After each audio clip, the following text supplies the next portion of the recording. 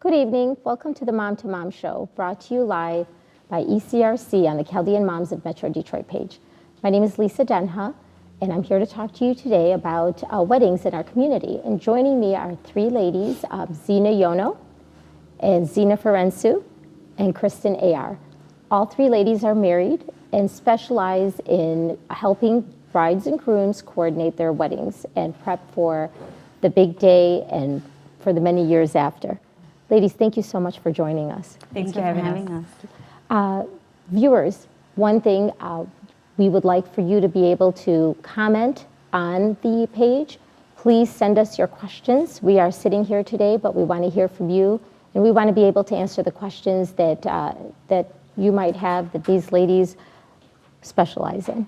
Zina, can you tell us a little bit about yourself, please? Sure. Hi, I'm Zina with Flowers by Amore is my company. I'm a florist. Been doing it for about the past 8 years. My mom did it prior to me, so it's kind of been with us forever. Mm-hmm. And pretty much what we do is all the floral decor for the day of the wedding, from beginning to end, from the ceremony decor to the reception decor, lighting, draping, and all the different logistics of it. Very nice. Zina, you are a wedding coordinator. Yes. Can you please tell us what is the difference between a wedding coordinator and a wedding planner? So a planner is somebody who plans everything with you from start to finish. Basically, they would probably go to like your floral appointments with you, book vendors for you, everything from A to Z. I do the day of at the reception, mostly like seating the guest, making sure everything's on time, coordinated, and on schedule with the vendors, with the hall, with the bridal party. And that's it. Do you work with event planners? Sometimes, if my client wants me to book something, I have no problem doing that. Okay. But you're just there the day of, just to Yes. follow through and make sure everything's... Yep. Okay. See, and I never knew there was a difference. I feel like I Yeah. have to be new today, too. Yeah, there's a market for that. And Kristen, can you tell us a little bit about yourself? Yes, I have been teaching or presenting marriage classes with my husband for the last 3 years, and we were also involved with for the ECRC to develop the current marriage preparation program that engaged couples go through right now for the entire diocese. Very nice. And do you guys just have pre-marriage classes? So for engaged couples, we have the required marriage prep classes, and so they're either 4 Thursday evenings at Mother of God or 4 Saturday evenings at St. Joseph. And we're coming up with some other programs that as of now, they're just those required classes. They are required in They order are to required. get married. Absolutely. Okay. So now, you guys are obviously involved with the day-to-day. More Zina more for the actual planning. Kristen, I would say, is more like for the long term. Yes. You know, do you notice nowadays with planning weddings, is there a lot of pressure to outdo the wedding, the last wedding? Do you see anything like that when you're working with couples? I do. I think that there's a lot of things on social media that people see and they feel like if this person did it, I should do it too. I wouldn't say it's more pressure. I think it's more of a following. Mm-hmm. And people need to make sure to remember that their day has to be unique to themselves, that they're not repeating someone else's wedding, and that they should be like a trendsetter rather than a follower. And they're going to be the ones at the end of the day that have to be happy with their day. So they shouldn't base it on what other people did. They should base it on what they want. Do you ever work with a couple that has one thing set in motion and then all of a sudden they just change everything on you? Yes. How do you handle that situation? You know, the day of, you just have no choice but to roll with it. So sometimes we go from plan A all the way down to plan D, and that's our job, to be professional and think of, you know, solutions to everything that we could think of. Yeah, I agree also. I wouldn't say there is pressure, but then at the same time, they're not thinking of what this is costing. It does become a trend, and then the next wedding wants to do this, the next wedding wants to do this, because it's a trend that just started. I tell all my couples everything has a budget. So go in with a budget. Yeah. And Tell them what realistic you're expectations. Yeah, a reasonable budget. Yep, realistic expectations. Whoever you're going to see, and let them know what you're looking for, and see if you can work within that budget. We're actually finding a lot of engaged couples beginning their marriages off in debt because of their lavish wedding planning, and it's creating problems immediately in their marriage. And so they're coming to, couples or counseling or priests with these, this huge obstacle of this financial distress from just their wedding planning, probably lack of budgeting or maybe some pressure, but it's a huge stress on these newlyweds. It's just the day of. Mm-hmm. Kristen, so you're involved in the marriage prep ministry at ECRC. Mm-hmm. What can you share with viewers about the importance of the prep versus the focus on the wedding? I think it's really easy to become really focused on the wedding day. It's exciting and it's beautiful and you want to remember it forever, but it's one day. And so what we're trying to teach you is, we're trying to prepare you, I should say, for the rest of your lives together. And we don't have a ton of time for that. We have 4 days, 4 evenings, 3 hours each day. So we've got 12 hours to prepare you for the rest of your lives. And a lot of times we have couples who complain about having to go to marriage class because they feel like they don't need preparation, they already know everything, and they'd rather spend that time planning their wedding day. And we're there to remind them that, marriage it's a sacrament. It's supposed to be for forever, So we're trying to prepare you for forever, and forever is a really long time. Mm-hmm. It's not just one day like your wedding day. And I'm not discounting the importance of planning your wedding day, but I would say that we really emphasize the importance of the sacrament of marriage and the focus on the couples and preparing them for marriage and for holiness and to help each other get to heaven. So it's not just a one-day thing that we're trying to it just seems like back when I was single and getting married, I met my husband, I think I knew him for about a good month, and then we got engaged. And then we were engaged for almost a year. And it felt like the norm back then was you'd get engaged and then you'd really get to know this person that you're going to marry. And now you see couples that are dating for ever 2 years. Too long. 2 years is just average now. And then they get engaged, and it takes a good year to plan these weddings, and then they get married, and within the first year there's a problem. And so somebody like me will look and say, how could there be a problem? I've been married almost 28 years now, and I knew my husband for a month. At that point, it just seems like the couples nowadays are engaged and they spend that time really just focusing on the wedding, not really like focusing on each other and building as a couple. Do you notice that in your profession? And do you guide? What do you do to help guide these couples to see that? So we try to encourage couples to really take their marriage classes early on in their engagement. And we've actually found couples who have taken it last minute, they're squeezing it in the month before their marriage. And they have come back and they've told us, why didn't we take those in the beginning? They would have helped us so much through their engagement process. So I would say personally, I highly encourage engaged couples to take their marriage prep classes as early on in their engagement process as possible, because their engagement process shouldn't be about wedding planning only. It should be about getting to know each other more, making that final decision before you, celebrate the sacrament of marriage. Make a decision to say, am I going to really marry this person? Should I be marrying this person? Is this the right person for me? Forever is a really long time. I think that my advice would be to take the classes as early on as possible in your engagement process. Have you seen it where a couple has gone through the classes and then really have come to the conclusion that they're in it for the wrong reasons? Absolutely. You have seen that? We have seen that, and we actually not encourage, but we do tell couples in one of our classes that if this isn't for them, then they should postpone, or they should seek counseling, or they should talk to a priest, and not to worry about the deposits that have been made, not to worry about embarrassing their family, not to worry about, if people are going to be gossiping about them if they call off or postpone their engagement, because they should be taking this sacrament more seriously. It's not about the day. It's about the sacrament. It's about the marriage. And again, I'm not discounting the importance of the day, because the day is leading you to your marriage, but I think a lot of people just get wrapped up in the day and not, the day after, which is the rest of their lives. Yeah.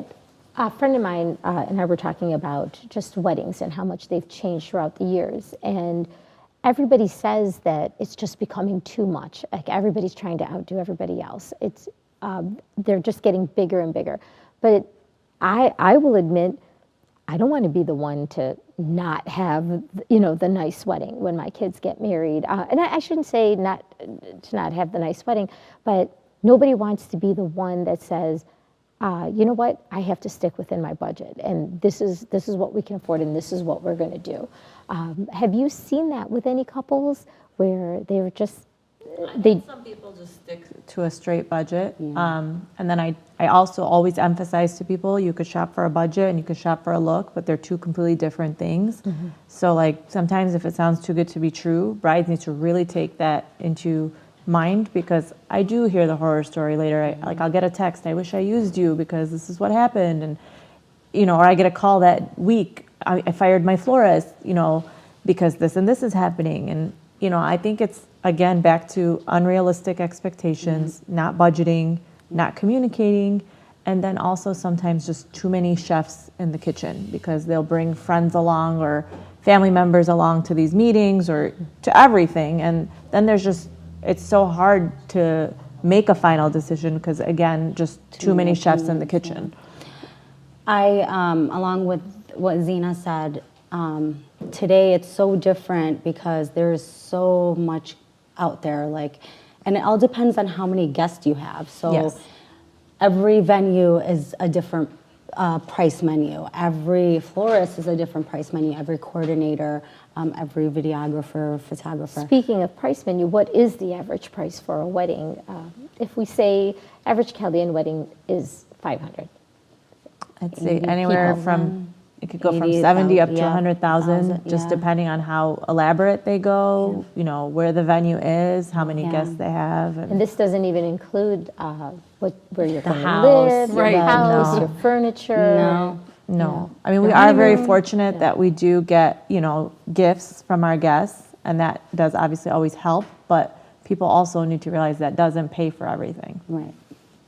Right. And I think that's where it gets into debt coming Yep. in and what she mentioned. What have you noticed are some of the biggest regrets a bride and a groom will have after the wedding? I've heard a lot that was a waste. Why did I spend so much? Or even a lot of food, a lot of midnight snacks. Yeah, I think unnecessary little things. yeah, There's a little lot of things that are details, really yeah. nice touches. I'm a detail person, I'm a designer, so obviously I appreciate all those things. Yes. But I don't think they're all necessary. So you've already fed everyone a 3-course meal. No one's gonna talk about you if you didn't do a midnight snack. I don't think it's necessary. It's great if you can do it, and if you wanna do it, to each their own. I think that's a great thing. If you wanna give your guests, something extra, they do appreciate it. But if you can't do it and it's not within your means, then I think that's, again, back to where people need to budget and things like that. Because they think, oh, it's just $200 here or $200 there, but all those things add up really quickly. And the end of the again, day. that falls into trend. Yes.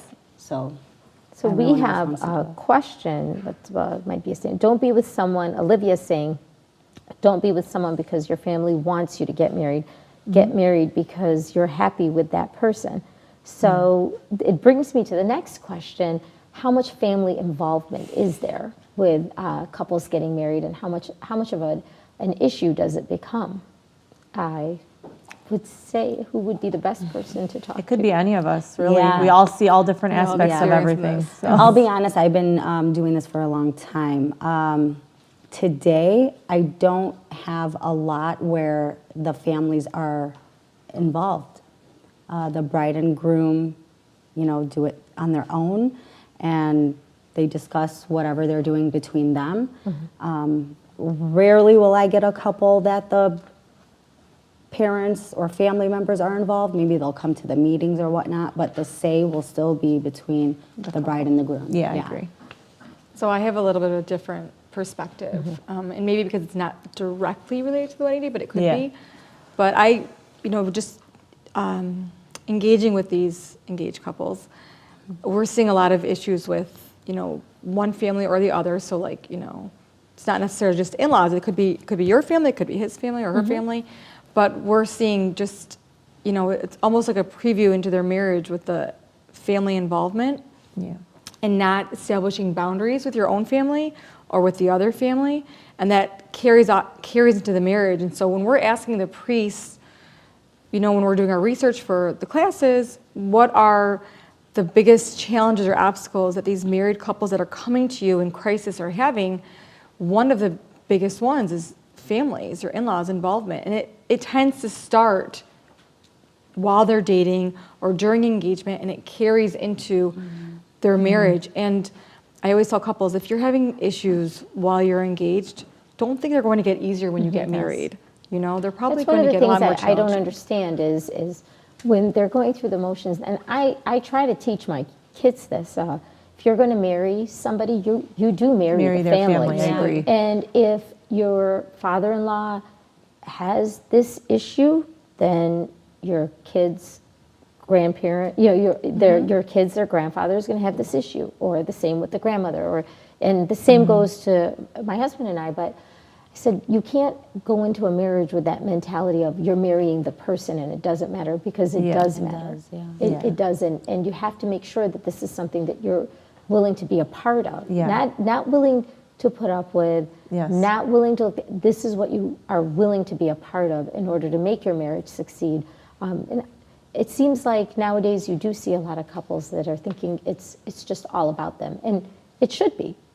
They should be in charge of their own home, but they still come with a family that you should want to be a part of. And is that something you see nowadays, where it could be the bride or the groom just thinks that I'm in love with this person and that's it. I don't have to think about anything else or anyone else. So I would say, like, scripturally it says, you leave your mother and your father and you cling to your spouse, your wife, but really it doesn't mean you just abandon your families. It means you respect them, but you have to have personal space.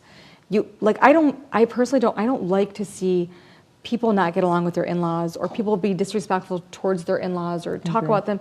It's not nice, because that's your spouse's family. Yes. But if there are issues, if there is some kind of interference, you and your spouse have to come together, and you need to create boundaries in your marriage where you're going to protect that bond, but still be respectful towards each other's families.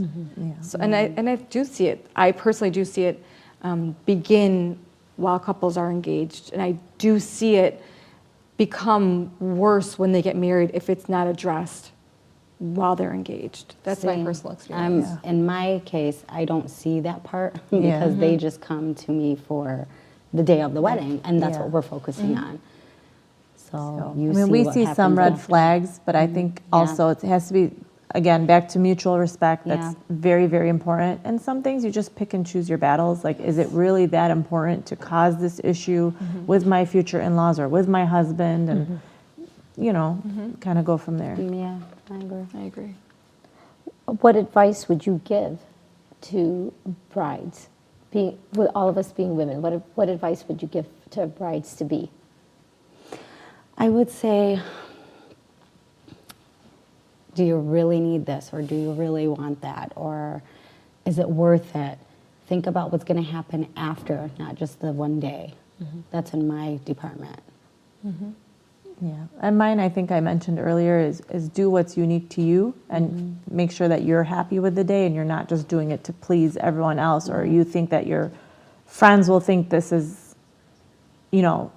mandatory or whatnot. But again, do what's in your means and what makes you happy and tasteful at the same time. And my advice is, your wedding day is a beautiful day, and if your wedding day is on a Saturday, your marriage begins on Sunday. So the rest of your life really begins on Sunday, because that day is it's so beautiful, but it's so fast, and it's like becomes almost like a blur. And then Sunday, the dust settles, and this is who you're with for the rest of your life. So that's my advice, is really, you can focus on Saturday all you want, but your real focus should be on Sunday, or the day after your wedding. Have you ever sensed a couple was really not right for one another? And how have you dealt with that situation, if you have? I would say I've ran into that a couple times. I would throw things out there, but not in front of the other person. Maybe if I talk to the bride later and I would say, are you sure this is what you want? Think about this. If someone's making you do this, or someone's pushing you to go on with this, and you're not comfortable or not happy, then don't do it, because this is forever. So think about that. Yeah, I mean, as far as my aspect, it's more like decor. So just sometimes, people are obviously opposites attract sometimes too. So, they may not want the same things. And I try to find a happy medium to make both people in the party happy, because it's both of them getting married. It's not just one person. So as long as they remember that with each other, I think that makes the planning process like a happy process rather than a stressful process. How about with you, Kristen, with the marriage prep classes? I would say if you're not ready, then wait. Have you ever encountered a couple? Oh, sure. We've said that. If you're not ready, please wait. Don't worry about. We've encountered couples. We've given referrals for counseling, for referrals to go see. There are specific priests in our diocese. They're all phenomenal, but there are specific ones that we suggest to go see for, premarital counseling. And or we even have a couple of our own couples, married couples in our community that we have suggested them to go see. But yes, I would say I've seen couples, and we've seen couples that we have personally told them, please wait. Did they don't. listen? Yeah. Sometimes we had a couple recently that came through our program that another couple was sharing with us that was having challenges in their engagement process, and they were specifically with their in-laws, and we gave referrals to both counselors and some Chaldean priests and maybe some programs, and I was honestly very pleased to hear that they postponed their wedding day, and they were still engaged, but postponed it so that they can work on preparing for marriage. But the challenge that they were having was with their families, and your families don't disappear. So if you're having issues with families, it's something you really need to address now with both families. That was So, good yes. that they were able to address Yes, it. yes, very, very good. Viewers, just a reminder that if you have any questions, please feel free to type them. The panel would love to answer any questions that you may have. So, ladies, what is the biggest change you've noticed with couples getting married today compared to 5 to 10 years ago? I would say, again, back to unrealistic expectations, because people ask friends what they paid 5 years ago, Yeah. and they don't realize that nothing is the same anymore, and that this process is completely different. It changes by month. It's not even by year. So you definitely cannot compare back to 5 years ago when a sibling got married or a friend and whatnot, because if you think about it realistically, you didn't pay for gas that same price 5 years ago. So nothing else is probably going to be the same at that time too. And then Or even like the envelopes. Yes, I was thinking the Yes. same thing. Yeah, the Yes. envelopes that someone will look, oh, he gave me this, I got married 8 years ago. This one's getting married, I'm gonna give this back. But sometimes they're not realizing that was 8 years ago. Things have gone way up. yes. So, But then at that point, is it more about paying your way through the wedding more than it is Yeah. what the gift that you can Well, afford to I think, give? yeah, I think Because I it's, don't think people someone- should give what they can afford to Right. give. And again, that goes back to budgeting, because couples need to expect that if envelopes and gifts do not reimburse them for their wedding, that's why they have to have a realistic budget. Otherwise, they are starting their first year off in debt, debt, and that's yeah. not fun for I anyone. I don't think that someone agree. should have to pay for someone else's No. Wedding. lavish. I don't think it's Yeah. our responsibility choices. No. to No. gift someone, their lavish wedding. I think it's Yeah. you're gonna gift what is acceptable, Yes. right? Yeah. And if obviously, like if you're close family or close friends, or it's a personal choice. But when I walk into a wedding, I shouldn't feel guilty for my gift based on Exactly. the The decor decor. or Right. the midnight snacks or whatever it is. That was their personal choice. But I also take into consideration, okay, like the venue. Okay, I know this venue is a little more than maybe another place or whatever, and so I try to take certain things into consideration, but things that I know that Yeah.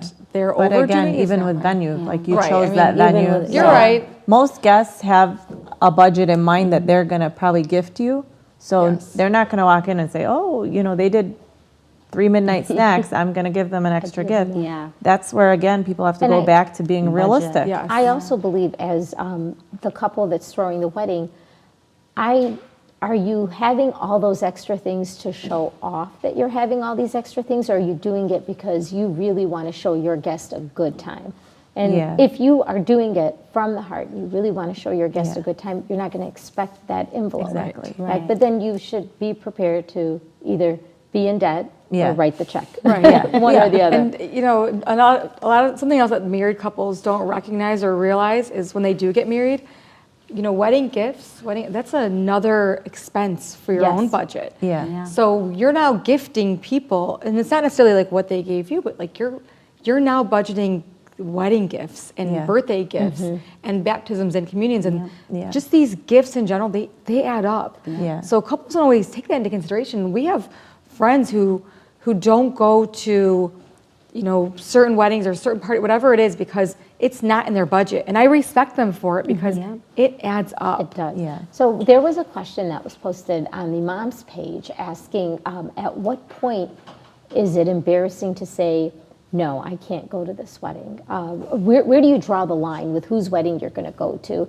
And then what should people put into consideration when they're inviting people to their wedding as well?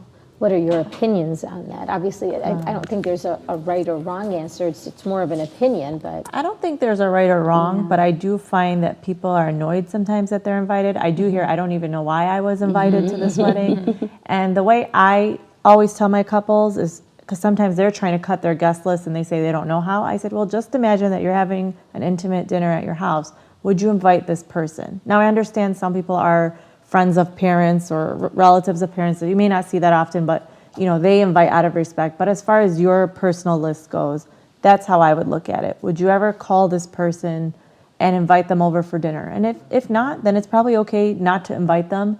And same vice versa for not attending. Yep. I would say I've been seeing a lot where the bride and groom will invite who they want to, their immediate closest people, and then they'll tell their families that you cannot go too far, like aunts and uncles, first cousins, and that's it, especially if the bride and groom are handling and paying for everything and budgeting, so they do have the last say in that, which is a good thing. But then again, we get these families where they're big families, both sides, the bride and groom, and it's each of their first kid getting married, and then they want to invite everybody that invited them to their weddings, and then the parents end up inviting everybody, and sometimes the bride and groom are okay with that. They want a big crowd, and so it's all personal preference.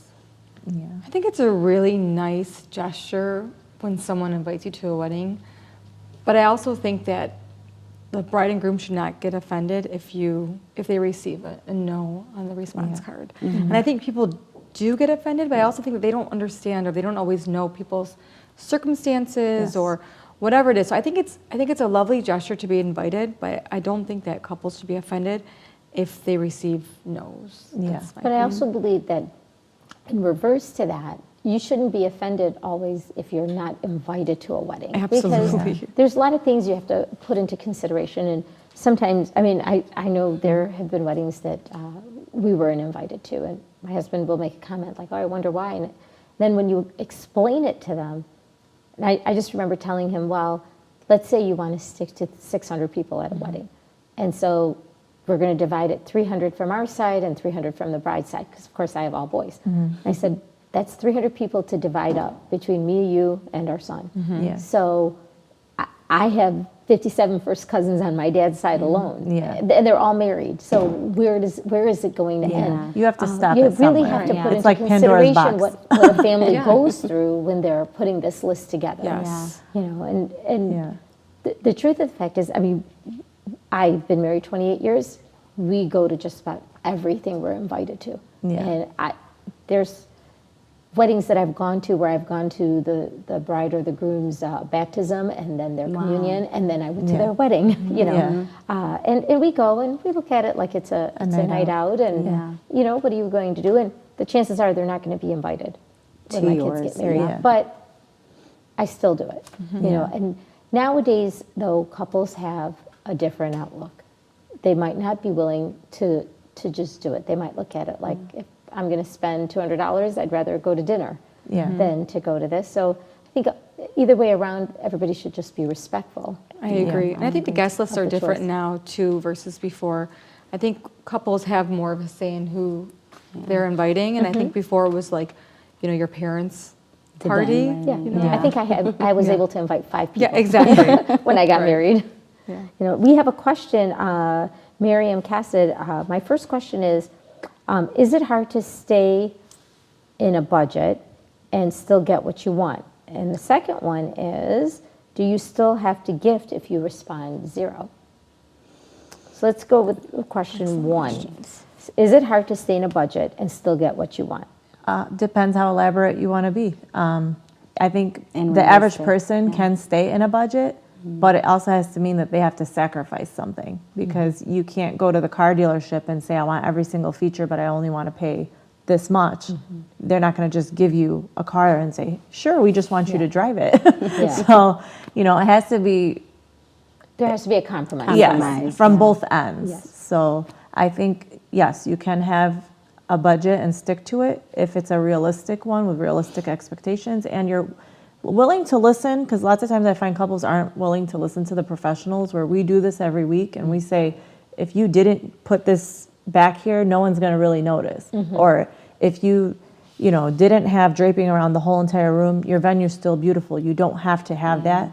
And I think it's you hired these professionals. They didn't come find you and say you have to work with me. So you have to trust the person that is taking care of everything for you that day, whether it's your planner or your florist or your cake person, or Yeah, you know, you have to trust And the there's vendor. nothing wrong with being elaborate. You know, you could budgets could be broken. You just, again, what you said, you have to be able to write the check. You can't Yeah. say Well, you after. have to decide if you want to go in debt or write the check. Charge or check, which Yeah. one do you want to go with? Exactly. Yeah.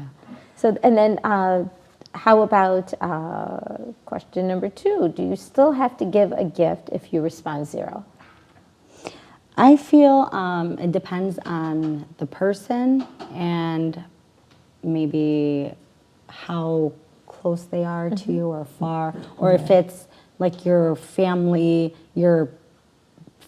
like a far family friend that your parents wanted to invite because they've known forever. I think it's a personal It's a- situation for yeah, everyone. It's a Yes. personal preference, and I don't think there is a right or wrong if you do or if you don't. Or maybe why you were actually invited Yeah. in the first place.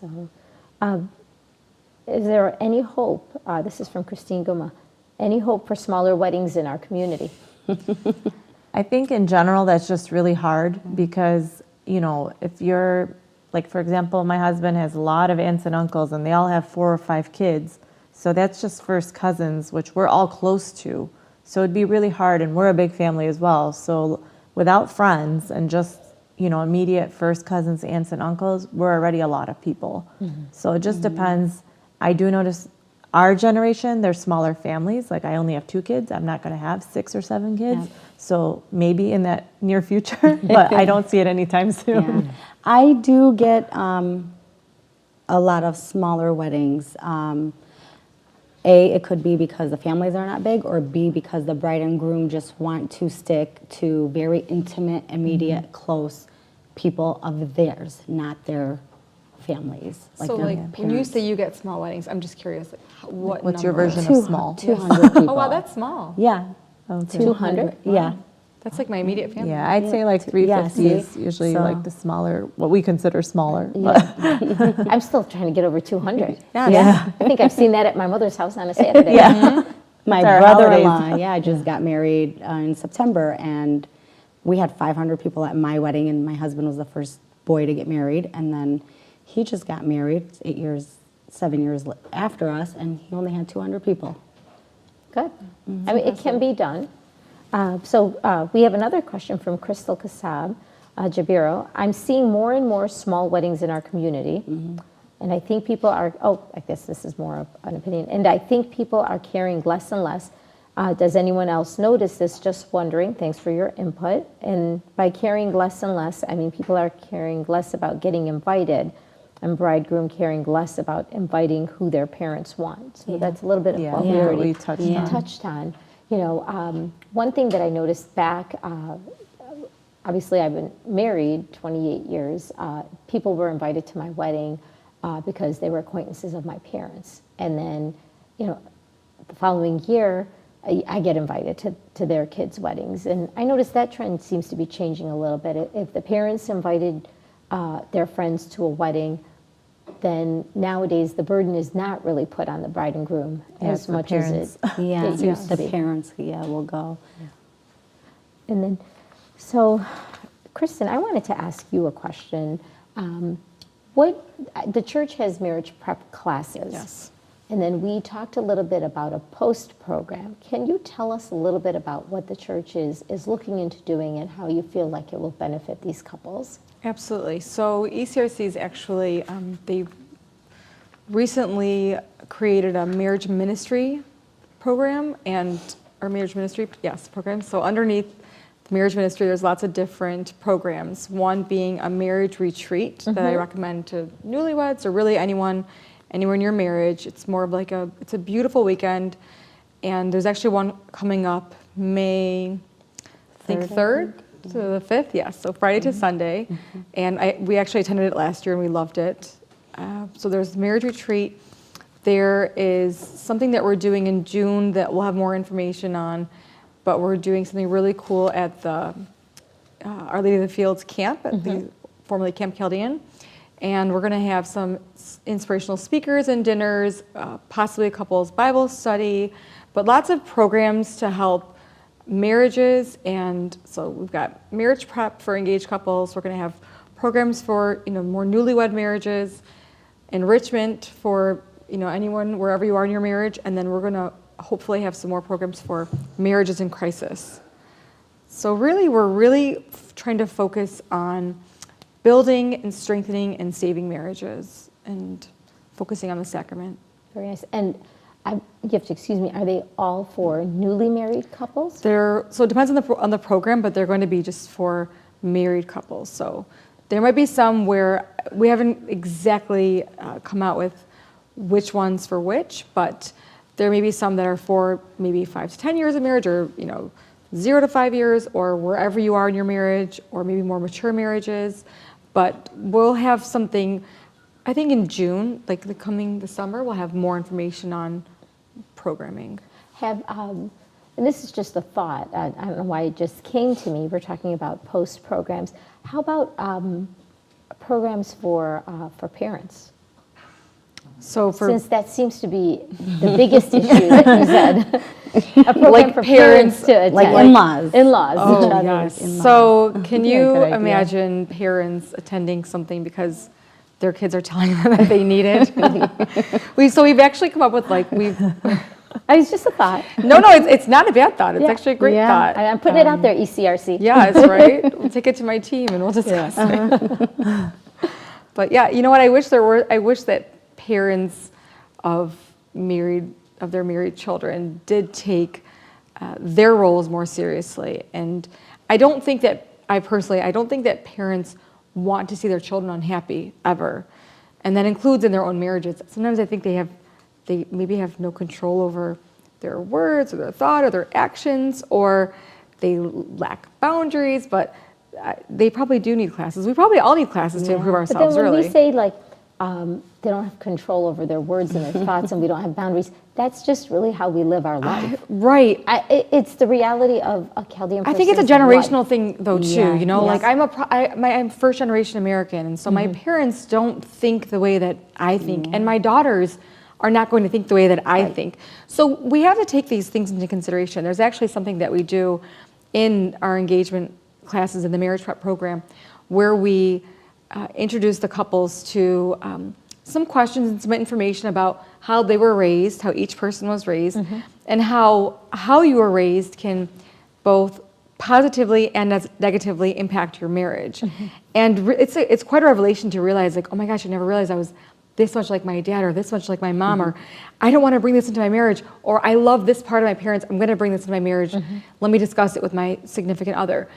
But there are things that we just indirectly and directly bring into marriages. And my husband and I are very honest with couples when we're teaching, and we say, you know, we wish we had what you're being presented now while we were engaged, not after. We received these things after we got married. And we would have avoided a lot of conflicts if we had these amazing tools. So engaged couples are pretty lucky with what ECRC has done to, you know, create and prepare these programs, or prepare these couples with these programs. When we were discussing boundaries, it brought to mind a conversation that I had with a relative of mine. And if you marry outside of the culture, and mostly I think it happens when a man marries outside of the culture and brings in, let's say, an American wife, I always feel like she's either going to love it, like, man, this is great, I've got all these people around me and they help, or they really hate it because everybody knows everything that's going on, and the culture is so different. But sometimes I think it's like what you said, all parents want their kids to be happy, but at the end of the day, we're so comfortable and used to being with one another that we're just a part of each other's lives. Right. You know, Sometimes it's too comfortable. and You know, I have a big family, and I actually, like, I kind of tell couples this too.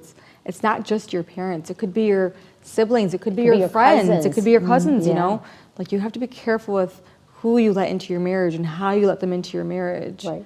And then even us, I'm an aunt, and if my nieces or nephews were to get married, sometimes you love your nieces and nephews, and you either think out loud or you think you're just, you know, being You. Aunt Lisa and being yourself. But you do have to realize at some point, you know what, maybe you need to take a step back a little bit.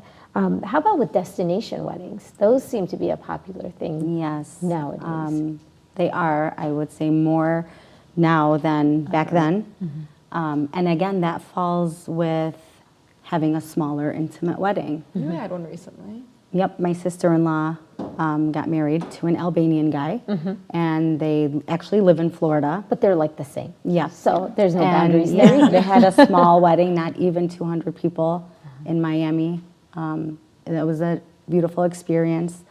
So yeah, there is more today than there was before. I'd say there are definitely more today, and I Yeah. think there's like pros and cons to it, because in theory, I think a destination wedding is so cool, but like in practicality, it's kind of a hard burden on other people to have to go somewhere to see you get married. So there's pros and cons. Like, I would love to go to see my best friend get married on a beach, but then I'm like, oh gosh, childcare and booking hotel and airfare and accommodations, and But you definitely so- can't get mad if somebody can't make it. Right. Absolutely. Yep. At the same time, But then again, it is your closest people, so they want to come. And wherever the destination wedding is, if it's very reasonable and realistic, like the bride and groom do keep that into consideration, where the room costs this much and the spending and whatever. So when they do destination weddings, from what I've seen, they are very realistic and reasonable for their guests. So they can come. we had Valerie commented, it starts with the tanitha, engagement, henna, bridal shower, then the wedding. It's too overboard. And for a while, that was the norm. Back when I got married, it was the tanitha, the engagement, the wedding. And Your now- tanitha now is just your proposal Yeah, party. but now it seems like, there's no tanitha, but there's a proposal party. The hennas have kind of replaced the shower now. a little bit, it seems like. And I feel like those are Or even 2 maybe in 1. dying down a little Yeah. bit too. Or the, so. 2-in-1, or they're making yeah. like a henna shower Yeah. type Right. thing. And then, so now, and Sunda said, don't forget the proposal party, the promise party, and when there's a pregnancy, the gender reveal party. And then the baby shower. I think, then the baby people shower. are Those are really big now, excited. too. So, for example, your shower, I'm sure your mom or your sister or someone throws that for you because now couples are so involved in the wedding process and not allowing their parents to be involved in that aspect, then that's like their gift to them where they say, oh, this is where I get to do what I want and I'm going to host this for you. And technically, it's a very nice thing. And hopefully they're keeping it intimate enough where people are happy to attend and it's not so much. And again, it's one of those things where you could always say no, you're not obligated to go. So I know some people feel like they are, but there's nothing wrong with just replying 0. Right. And I think they're all happy occasions. Thank God they're all happy occasions. Yeah. But if it's a personal choice, if you can afford to do them or if you Yeah. want them, then have them. Yeah. And they're not mandatory at all. A- So Absolutely. you don't And if have you to don't do them, don't feel like you don't fit in or Yeah. I'll there's be the something- first to tell you, I'm in the industry and I got married almost 8 years ago now and I didn't do anything. I had an engagement party because my mom was really excited and I told her you could have that. I let that be her thing and I did nothing else. I didn't do, a shower. I didn't do everything else and everybody was still happy. We enjoyed the process and, it's to each their own. I think it's people just feeling obligated to do things that they don't have to do. Yeah. And then, let's see here. Russia, as Mar said, I love everything about Chaldean weddings. Keep them coming. They are fun. I did her wedding. We know how to throw a party, that's for sure. Yeah. And you appreciate them so much more when you go to a non-Chaldean wedding. And you're like, oh gosh, our weddings are so much more fun. Yeah. Yeah. Yep, they sure are. And then, so let me ask you a question. You haven't started the post program yet. So the only post program we have so far is the marriage retreat, and in May 3rd, that'll be the 3rd retreat that we'll have done. We have had programs in the past that have been for marriage enrichment. We've had several programs in the past, but we're kind of relaunching the programs, and so I think June is like the launch date, and we've got some really, really great stuff planned. So we'll announce it on the Chaldean Moms page, and we'll announce it on our ECRC page, and all this stuff will come. But we're actually also open to suggestions. So if any of you, wives or moms or just women out there have any suggestions for us, send them over. We're really open to it. How about a Bible study for So we're for actually engaged couples, we're or married developing couples? it's a couples Bible study. So probably it'll be available to if you're dating, if you're engaged, if you're married. It's a couples Bible study. We really want to be able to contribute to rooting couples more in their faith, and we don't want to limit who we can root in their faith and how. So that, I believe, is starting in the fall, but don't quote me because dates may change. But we are in the process of I developing think it'd a be a couples. great idea. I agree. We're So, excited. I'm going to ask you a question. What is the purpose of being married Like sacramentally? sacramentally? So I would say it would be to lift your spouse into heaven, Heaven. right? Your spouse and your children. And how many times do people actually think that? Very few. It's actually. very easy to get lost in that when you're married. I For feel that like to be and you have lost in kids translation, and- yes. You get, I think it's hard. Yeah, It's like- busy, and I try to tell people like marriage is work, and it's hard work. It's not bad work. I love being married, but like you have your good days, you have your bad Yeah. days. It's like if you want to do really well at your job, you're going to put all this effort and energy into it so you can succeed at your job or in relationships in life, and that's how marriage is too. You can you can't give up. You've got to just put your work into it, and if you're giving and they're giving, then you're both receiving and no one's taking. You're giving. You're giving Yes. yourself, you're giving of each other, and you're receiving, and it's a beautiful gift to receive. And it makes me very sad when we get phone calls or people are reaching out to us and their marriages are troubled, because I think it's being married is beautiful, but I don't want to sugarcoat it and make it seem like it's so easy. No, it's work. You have to put work into it. So to me, what you said about marriage is work, it just seems like for today, it's so easy for the couples to just say, you know what, I don't want this anymore, instead of really stopping to work it to out. just reconnect and then really think about what it is that attracted you to this person in the first place, and to do your part into making it work.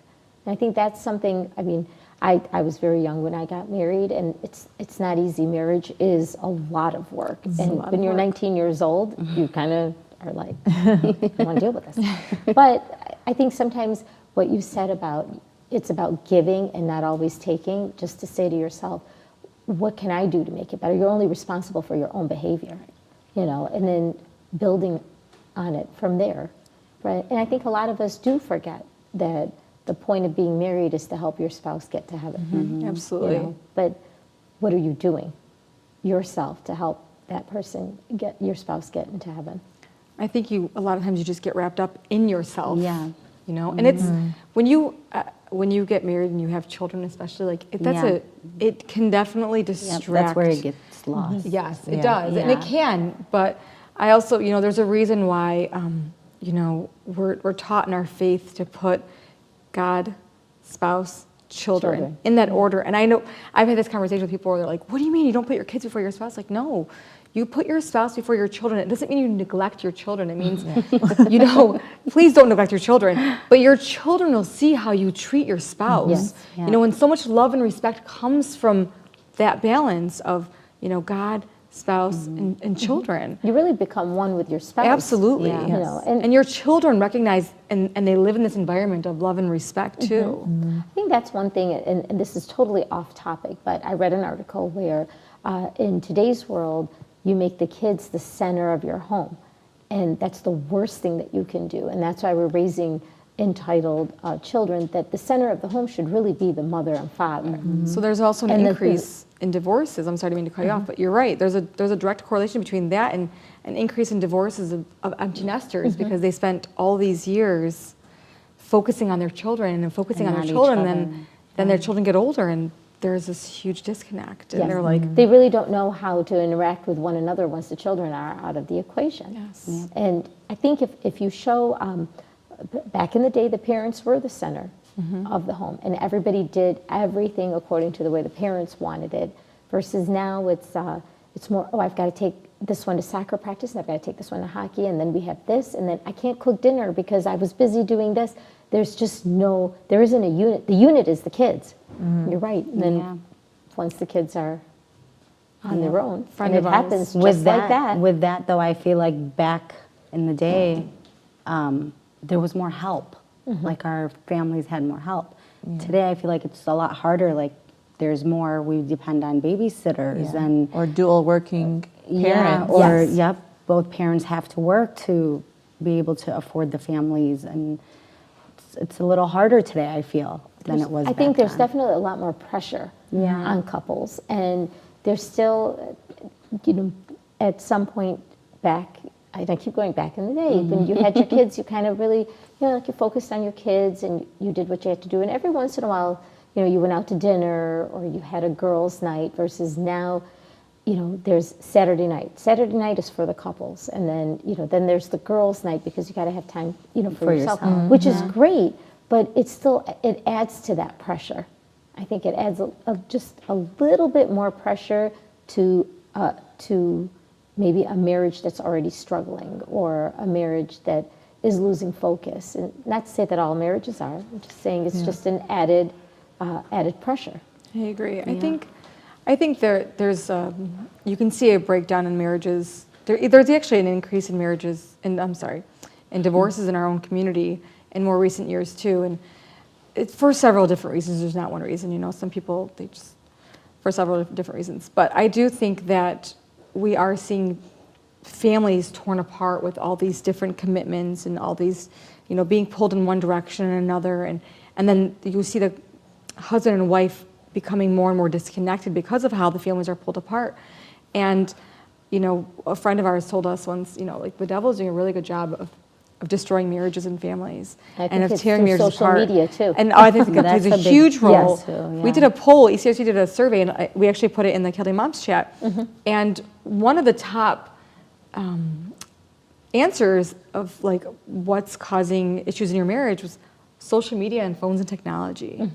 You know, it's like you've got this really fantastic tool in your hands that can take you anywhere and do anything, but it's also destroying marriages and families. And your children are You end affected up by it too. comparing your life with everybody else, and you have to realize what's shown on social media is the perfect picture. Yes. After it's been Not real filtered. life. Yes. And the lighting is done a You certain swiped way. over a And couple you more swiped over a times. couple. You know, and you're showing all the good times, but there's a lot of bad times too. Seeing everyone's high on social media. Yeah.